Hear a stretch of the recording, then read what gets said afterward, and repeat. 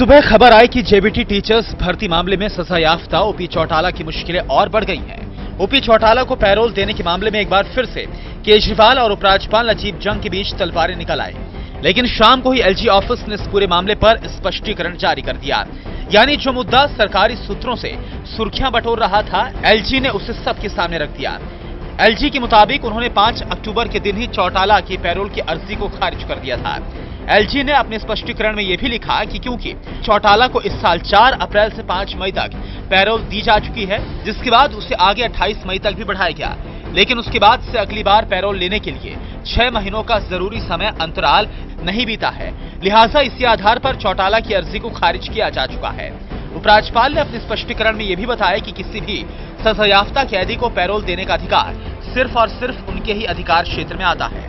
LG की इस प्रतिक्रिया के बाद से दिल्ली सरकार की ओर से कोई जवाब नहीं आया है।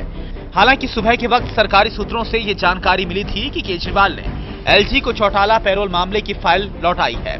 फाइल में केजरीवाल ने नोटिंग की है कि किस राजनीतिक दबाव में एलजी चौटाला को पैरोल दिलवाना चाहते हैं, लेकिन एलजी की प्रतिक्रिया के बाद से सरकार शांत है। अगर सरकार की ओर से कोई प्रतिक्रिया नहीं दी जाती है तो ये मान लिया जा सकता है कि केजरीवाल केवल चौटाला पैरोल मामले को एलजी से जोड़कर उसे तूल दे रहे थे।